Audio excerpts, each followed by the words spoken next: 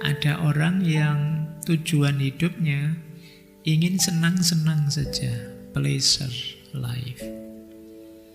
Kemudian ada yang tujuan hidupnya good life, hidup benar, hidup baik.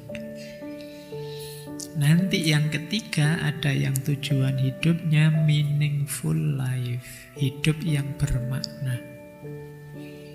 Kalau bahasa Jawanya ya, urip seneng, urip apik, apa urip migunani. Tipe-tipe tujuan. Ini kita ambil banyak teori sekarang dari filsafat ya. Yang pertama, ini biasanya yang banyak ditarget orang yang males mikir dalam-dalam. Yaitu tujuan hidupnya jenis hedonistik. Yang penting senang, yang penting nikmat. Jadi ini biasanya orang hedon itu tujuan hidupnya menikmati kesenangan selagi bisa. Alah, hidup sekali ngapain sih nyari rumit-rumit, seneng aja lah, seneng-seneng aja lah kita hidup ini. Ini gaya pertama. Namanya tipe hedonistik. Orang seneng, orang mencari kenikmatan, masa tidak boleh? Yang bilang tidak boleh siapa? Boleh saja. Toh ada orang yang tujuannya ini. Meskipun nanti dengan makna hidup tertentu, tujuan yang hedonistik ini rasanya kurang tinggi, kurang utama. Tapi ada orang seperti ini, mungkin banyak malahan. Hidup itu nyari senang saja, nyari nikmat saja.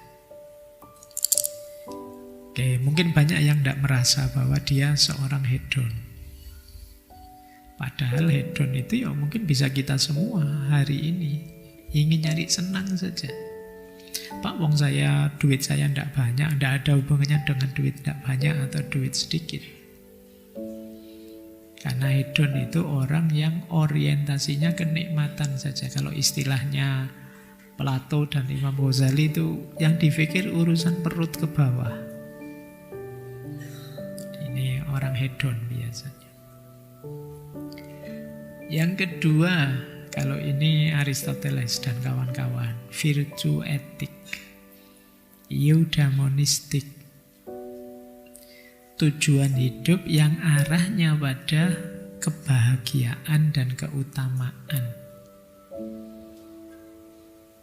Jadi kalau tadi tujuan hidup menikmati kesenangan, kalau eudaimonistik ini tujuan hidupku mengembangkan diri dengan melakukan kebajikan yang di situ kemudian mencapai kebahagiaan.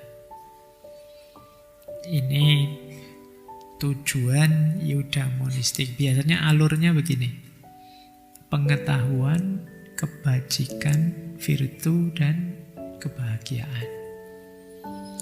Kalau kita ingin bahagia ya dengan ilmu. Setelah ngerti ilmunya kita amalkan dalam kebajikan. Kalau sudah melakukan kebajikan, kita akan bahagia. Jadi tipe pertama tadi hedonistik, hidup mengejar kesenangan. Kalau tipe kedua hidup melakukan kebajikan. Jadi tujuanmu adalah melakukan kebaikan. Yang dari situ kamu asumsikan kamu bisa bahagia. Kalau yang pertama, hidup senang-senang, yang dari kesenangan itu menemukan kebahagiaan. Nah, ini beda orientasi. Mungkin banyak juga teman-teman yang sing penting dadi wong apik, itu aja. Good life. Jadi cuma itu saja. Ini namanya tipe tujuan eudaimonistik. Nanti ada tipe utilitarian. Tipe utilitarian itu tujuan hidupnya adalah memberi kebahagiaan, kemanfaatan untuk banyak orang. Jadi tujuan hidupku adalah memberi manfaat sebesar-besarnya agar sebanyak mungkin orang bisa hidup lebih baik. Ini utilitarian. Kemanfaatanmu terhadap masyarakat di dunia sosial. Nanti ada lagi tipe transendental. Tipe transendental itu ya tujuan hidup kita adalah menuju Tuhan, bahagia di akhirat, masuk surga. Ini tipe religius, transendental. Imam Ghazali, Ibnu Arabi, Augustinus, dan lain sebagainya yang religius tujuannya agama. Mungkin banyak di antara kita yang tipe tujuannya religius. Akhirat, surga, Tuhan, itu. Ini tipe ini. Ada lagi altruisme. Kalau altruisme itu mengorbankan diri untuk orang lain. Ini altruis. Jadi kan banyak orang yang membahagiakan orang lain meskipun aku sendiri harus berkorban. Biasanya dianalogikan dengan lilin. Dia menerangi sekitarnya meskipun pada akhirnya dia akan habis. Ini tipe altruis. Pak, tujuan hidup saya itu Pak hanya satu Pak, membahagiakan orang tua. Itu saja Pak. Meskipun saya harus sengsara ini, sengsara itu, susah ini, susah, tidak masalah. Saya sengsara juga tidak masalah, asal orang tua saya bahagia. Ini namanya tipe altruis. Mungkin ada yang malah bukan orang tua, sahabat. Yang penting saya bisa membantu sahabatku. Nah, tipe altruis. Aku tidak makan, tidak apa-apa, asal sahabatku makan. Karena ada orang tipe yang sangat setia kawan seperti itu. Ini namanya tipe altruis. Nanti ada orang yang cita-cita tujuan hidupnya adalah pengembangan diri, humanistik. Gimana aku mengaktualkan potensiku, aktualisasi diri. Tujuan hidupku adalah menjadi manusia yang utuh, bermartabat, teraktualkan segala potensi. Nah, ini namanya tipe humanistik. Terus tak lanjutkan ya. Ini semua tema sudah pernah kita bahas. Ada lagi tipe stoik. Kalau tipe stoik, tujuan hidupku adalah hidup yang selaras dengan alam, menerima apapun ketetapan Tuhan, dan mengabaikan apa yang di luar kemampuan. Jadi menerima apapun ketetapan atas kita, sibuk yang dalam kendali, dan membiarkan apa yang di luar kendali. Ya sudah, di luar kendali saya tidak kuasa atas itu, saya kuasanya ini. Dan hidup secara alami, ini gaya stoik. Kemudian ada lagi, kalau ini kebalikannya. Yang awal tadi semua bertujuan, kalau ini terakhir nihilistik. Tujuan-tujuan itu tidak ada. Tujuan hidupku apa? Tidak ada, tidak pakai tujuan. Hidup ini absurd. Tidak pakai tujuan-tujuanan. Nah, ini kelompok nihilis. Nietzsche, Albert Camus, dan lain sebagainya. Ada banyak ya tipe-tipe tujuan hidup. Ini nanti jadi referensi saja buat teman-teman. Ingin ada di titik mana? Ingin sampai di tujuan hidup yang mana? Nihilistik kah? Stoik kah? Humanistik kah? Altruis kah? Religius, utilitarian, eudaimonistik, atau hedonistik? Atau tidak semuanya, saya tambah bingung, Pak. Ya. Ini pembanding saja ya dari ranah filsafat. Teman-teman boleh enggak semuanya bikin sendiri tujuan hidupmu apa, silahkan. Bahkan ada pertanyaan begini, apa mungkin Pak tujuan hidup itu lebih dari satu? Punya tujuan banyak. Saya itu ya pingin seneng-seneng Pak, sekaligus bahagia, sekaligus religius, sekaligus bisa berkontribusi pada orang lain. Apa bisa Pak? Jawabannya bisa saja, kenapa tidak? Asal tidak konflik.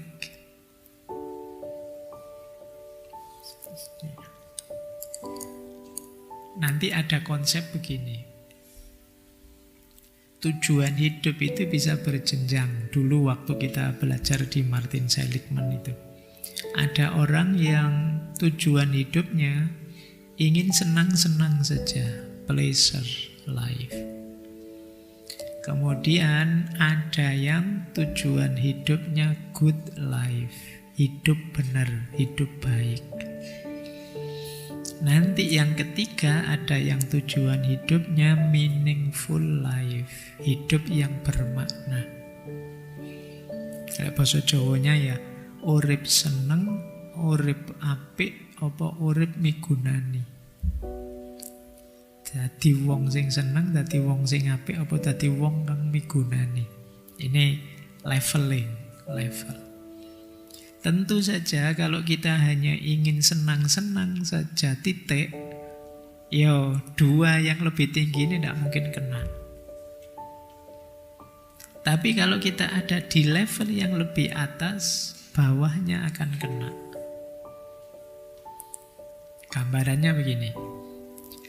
Kalau kita hidup baik, ya jujur, ya mungkin religius, ya mungkin amanah, ya mungkin itu, kita akan merasakan kesenangan-kesenangan juga dalam hidup ini. Tapi kalau kita hanya senang-senang saja, atasnya tidak kena. Yang dipikir perut saja atau mikir bawah perut saja, itu good life-nya mesti ketinggalan, kececeran. Tapi kalau kalian orientasinya good life, di antara jalan untuk good life itu ya kesenangan yang pas, yang cukup, yang sesuai aturan, sesuai normanya. Ya kalau gambaran kasarnya ya, ingin kawin saja itu kan pleasure life, senang-senang. Mbok jangan ingin kawin saja, mbok ingin menikah. Nah, kalau menikah itu good life. Loh, kalau kalian menikah kan dapat kawinnya. Tapi kalau kalian kawin saja tidak dapat menikahnya. Jadi kalau kalian ambil yang atas, bawahnya dapat. Tapi kalau ambil yang bawah, yang atas, yang lebih utama tidak dapat. Apalagi yang tertinggi. Yang tertinggi itu meaningful life. Meaningful life itu hidup yang bermakna. Hidup bermakna itu berarti berkontribusi ke sesama. Tidak sekedar aku yang senang, aku yang baik, tapi juga berbagi kesenangan ke sesamamu, berbagi kebaikan ke sekelilingmu. Itulah meaningful life. Kalau kalian ada di meaningful life, urusan makna tadi, berarti kamu merasa dirimu sudah sangat penting. Alhamdulillah, saya meskipun tidak banyak uang, tapi hidupku bermanfaat sekali ke sesama sekelilingku. Ini namanya meaningful life. Nah, kalau sampai di meaningful life, pasti good life. Kenapa? Karena yang kita bagi ke sekeliling itu kan tentu saja hal-hal yang baik, bukan hal-hal yang jelek-jelek.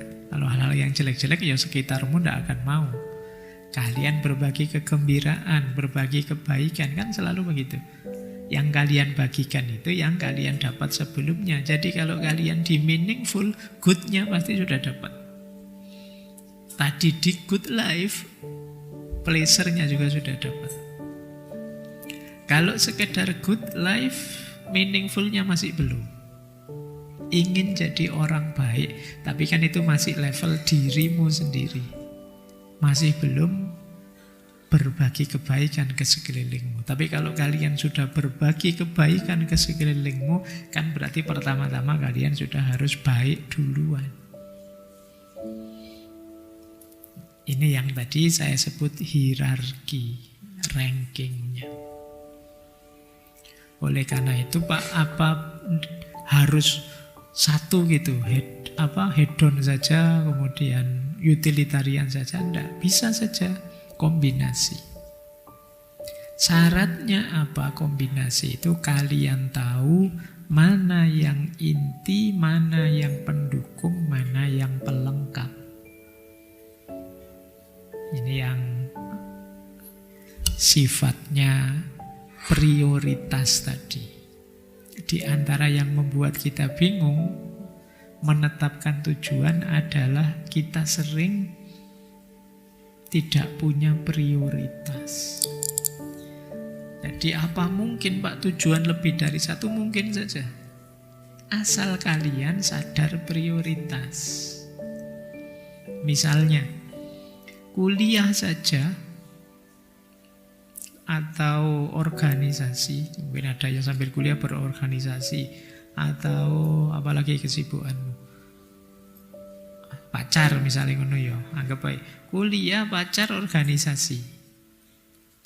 Ini mungkin mewakili pleasure, mewakili. Nah, 3 ini apa ndak boleh Pak ditarget 3-3-nya? Apa ndak bisa? Bisa sih. Tapi kalau kalian tidak punya prioritas, tidak punya ranking, ini lebih penting baru ini, setelah itu ya ini. Itu kalian mesti dalam hidupmu akan sering overthinking, sering dibingungkan oleh pilihan yang tabrakan. Kalau tidak tabrakan tidak masalah. Pak, kuliah, organisasi, pacar, semua bisa jalan kok Pak. Kuliah itu hari Senin sampai Jumat Pak. Kalau urusan organisasi hari Sabtu ketemu teman-teman di kampus. Nah untuk pacar malam Minggu sama Minggu. Jadi tidak tabrakan. Kalau bisa jalan semua kenapa tidak? Tapi ada kalanya terus tabrakan. Alah kok ya sama dosennya jadwalnya dipindah misalnya. Loh sekarang tabrakan. Kalau tabrakan gini kan terus kalian jadi overthinking. Akan lebih mudah kalau kalian punya prioritas. Kalau tabrakan kuliah misalnya dengan organisasi, oh dari 3 itu Pak, kalau di prioritas ya prioritas pertama kuliah, kedua organisasi, nanti pacar ya ketiga saja sudah. Seandainya tabrakan, ya yang didulukan yang prioritas tinggi. Kuliah sama organisasi tabrakan, kemarin saya memprioritas kuliah, ya berarti kuliah, organisasinya nanti dulu. Itu enaknya kalian punya prioritas. Nggak habis energi banyak untuk mikir. Kita sering membuang energi banyak untuk apa saja dipikir sampai detail. Dan itu menghabiskan energi. Nah, atur saya begitu. Saya tidak tahu kalian dalam hidupmu urusanmu apa saja. Kuliah mungkin, keluarga mungkin, organisasi mungkin, sahabat mungkin. Ini bisa saling tabrakan kalau kalian tidak hati-hati. Bikinlah prioritas. Ranking lah. Nah, nanti kalau tabrakan ya minta maaf ke temanmu.